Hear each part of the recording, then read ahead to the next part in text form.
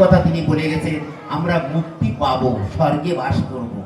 তাই আমাদের যে এখন যে মৌলিক অধিকারগুলি আমরা রাষ্ট্রে পাই, সেই মৌলিক অধিকারগুলি কে দিয়ে গেছেন? গুরুচাঁদ ঠাকুর, হরিচাঁদ ঠাকুর আমাদের দিয়ে গেছেন এই মৌলিক অধিকারগুলো।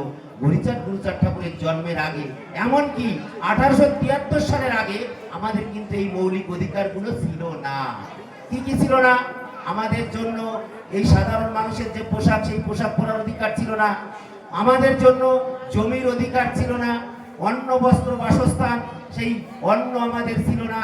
আমাদের ভালো বাসস্থান ছিল না। আমাদের ছিল না কোনো ভালো বস্ত্র পরার অধিকার।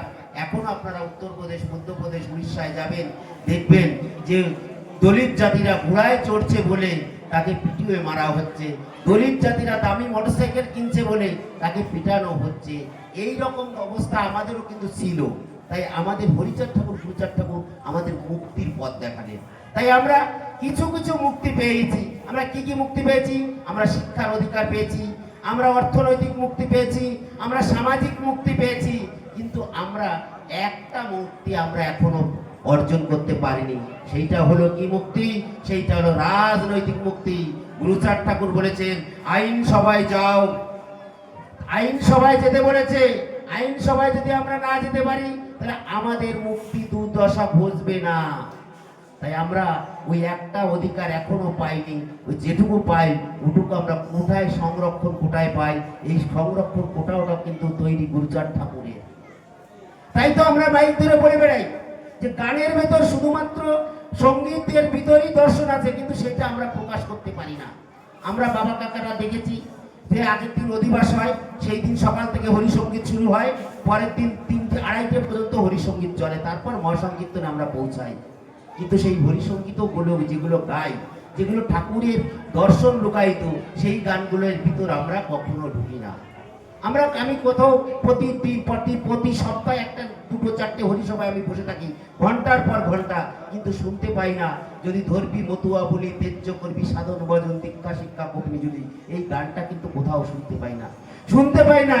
গেলাম মতুয়া পাড়া, দেখলাম পেলাম মতুয়া সারা, তাদের বড় আইন করা, আমি কিন্তু এই গানগুলো পাই না।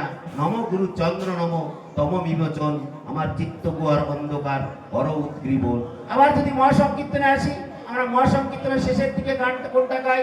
তোরা কি হয়েছে, আমি হয়েছি পাগল আর হব, এই একটা গানে আমরা সীমাবদ্ধ থাকি।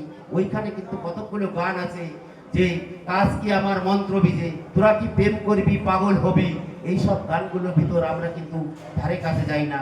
সখীদের গোপীর ভজন কোথাও কোথাও শুনতে পাই, কিন্তু তার অর্থ আমরা কতটা বুঝে নিতে পারি যে তারক গোসাই মতুয়া হওয়ার পরে সে কি কি গান রচনা করেছিলেন, সেই জায়গাটা কিন্তু আমরা ধারে কাছে হাঁটি না। দেখুন, কথার পরিপ্রেক্ষিতে কথা বাড়ে। আজকে বৈতরিদা যে লাইনে কথা বলছিল, সেই জায়গায় দাঁড়িয়ে গুরুচাঁদ ঠাকুর সেই সময় স্বদেশী আন্দোলন, সেই সময় বঙ্গবন্ধু রদ আন্দোলনে গুরুচাঁদ ঠাকুর যোগ দেননি। এমনকি তার জন্যই শশীভূষণ অনেক অখুশি হয়েছিলেন যে বাবা, তোমার নামে দেশে রটনা রটে যাচ্ছে, তুমি কেন স্বদেশী আন্দোলনে যোগ দিচ্ছ না, তুমি কেন বঙ্গভঙ্গ রদ আন্দোলনে যাচ্ছ না? তখন গুরুচাঁদ ঠাকুর কি বলেছিলেন? তখন গুরুচাঁদ ঠাকুর বলেছিলেন, দেখ বাবা, এই যে স্বদেশী আন্দোলন, সেখানে আমাদের কোনো বিশ্বের কোটি কোটি লোক সেই স্বদেশী আন্দোলনে গেলে আমরা কোনো মর্যাদা পারবো না। আমরা সেই যুদ্ধক্ষেত্রে বাদ্যযন্ত্রের মতো, যুদ্ধক্ষেত্রে বাদ্যযন্ত্র লাগে অগণন, যেদিন যুদ্ধ থেমে যায় সেই বাদ্যযন্ত্রের কেউ খোঁজ রাখে না, আমাদের কেউ খোঁজ রাখবে না। তখন গুরুচাঁদ ঠাকুর শশীভূষণ জিজ্ঞেস করছে, আচ্ছা বাবা, তাহলে আমরা কি করে মুক্তি পাবো? তখন গুরুচাঁদ ঠাকুর বলছে, প্রথমে আমাদের শিক্ষিত হতে হবে, তারপর সচেতন হতে হবে।